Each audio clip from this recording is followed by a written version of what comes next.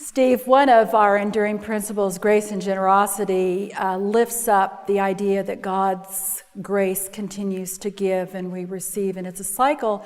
Then as we receive, we also give.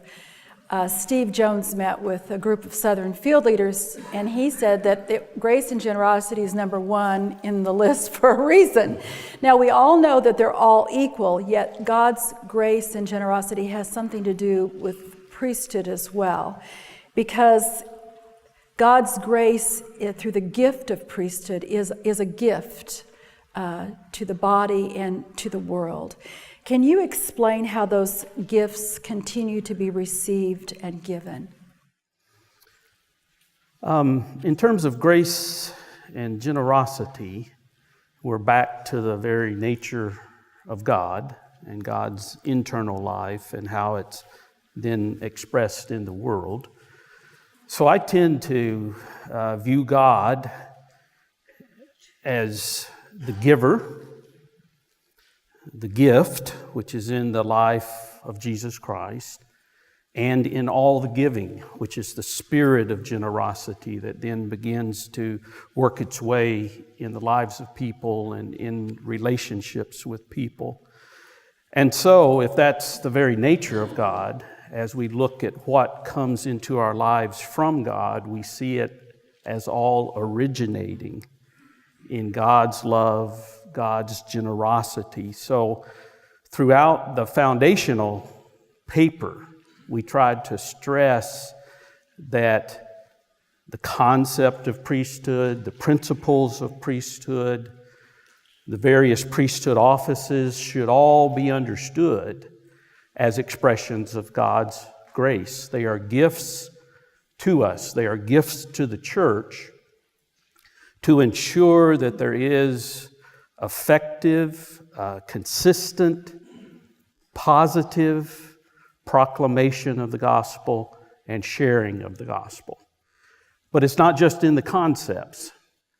So when a priesthood call is discerned, that is an expression of God's grace providing for ministry in the life of the church. In the Old Testament, there is a reference to God saying, I'm committed to providing shepherds in your midst. That's an expression of God's grace. When a person receives a priesthood call and responds to it, that's the receiving of a gift, and then the offering of the giftedness of one's life. So it's all part of this cycle of grace and generosity working in the lives of people. When a congregation supports a priesthood call, it's receiving God's initiative in the life of another, and it's offering support to the person who's being called to the priesthood. As priesthood magnify their callings, they are receiving and they are giving. As priesthood study, they are receiving and they are giving. So it's all caught up in this cycle of receiving and giving, receiving and giving. And that cycle is how we learn to live in God's grace and generosity. And that grows us as people and as community. Absolutely. We've in the past thought of priesthood call not only coming as a divine call from God, but oftentimes people have a tendency to think of priesthood as a lifetime endeavor. In fact, we hear people who are struggling with understanding that superannuation is now discounting what they've done because it should be for their lifetime. In this document, it talks about priesthood and lifetime. And would you explain to us the new understanding that's being developed around priesthood? Well, I think in the most basic terms, what the material is saying and what we're certainly affirming is that a priesthood call or callings may be for a lifetime, but it doesn't have to be. And that is a different perspective for some people, although that notion was in the previous priesthood guidelines. that were provided to the church in the 1980s as we talked about the nature and concept of priesthood. So here's the way I understand it. Discipleship is the primary call. It's the basic calling. The call is to baptism and confirmation and then becoming an active part of the community of faith and using one's gifts and abilities and capacities to support the ministry and mission of the church. A priesthood call is an expression of or a focusing of one's call and commitment to discipleship. It's not separate from that. So it's conceivable that someone would make a commitment to discipleship for a period of time in their life. Their discipleship would be focused in a particular priesthood calling, but their circumstances may change in their personal life or the family's life. Needs may change in the life of the church, so it is not necessarily a lifetime calling. As I've listened to people talk about priesthood, it seems that there is kind of a local theology in some areas that when I'm called and ordained to the priesthood, somehow it fundamentally changes my nature as a human being. I become something different than a human disciple, or something more. And that's not the way we view priesthood. It's an aspect of our discipleship as human beings. Priesthood ministry is offered as an expression of our humanity as disciples, and it is focused in particular areas of service and leadership in the life of the church. But what we have to keep reinforcing is the basic call, the fundamental call, the enduring call is to discipleship. And in ministry, then, as a result of being a disciple for all people Yes. who take on that role as disciple Yes. of Jesus Christ. Something also that we have in the past thought of as priesthood primarily serving and being called for the congregation. And in the enduring principles on all are called, it relates specifically to priesthood that some are called for specific purposes and functions. But it gives a list of what they're called to, and the first thing on the list is to community. So rather than always thinking of priesthood being involved within the walls of the congregation, this paper also points them outward into being sent out into community.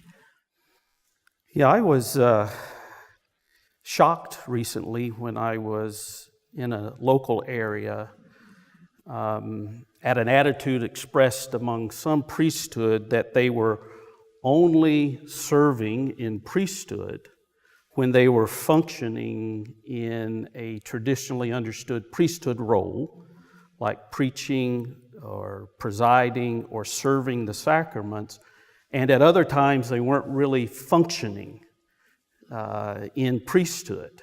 And that really took me back.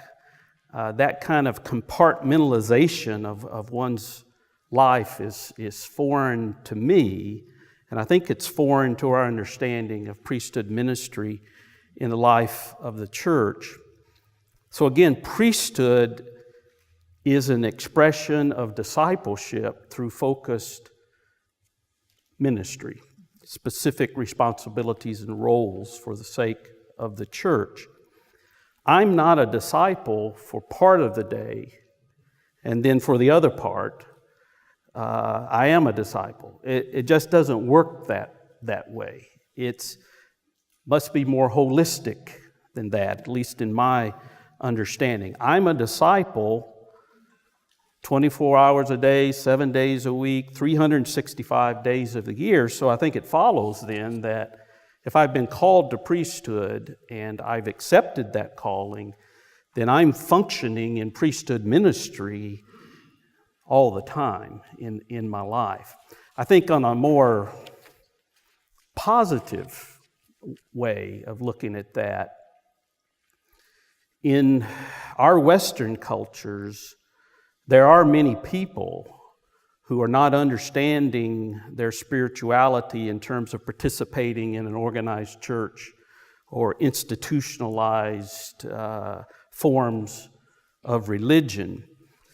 That's a challenge for us to redefine ministry as not what occurs just within the walls of the church, but what are the opportunities for me to serve in my priesthood ministry at work, at school, during recreation, where I shop, when I travel, when I interact with my neighbors, and begin to look, how can priesthood be expressed in all of those settings, interactions, relationships, so that it's actually moving the gospel into the world, and we're building relationships with people, and that's how the gospel becomes incarnated in our everyday life as priesthood members. So what occurs within the church building is only one dimension of multiple dimensions of ministry that are possible.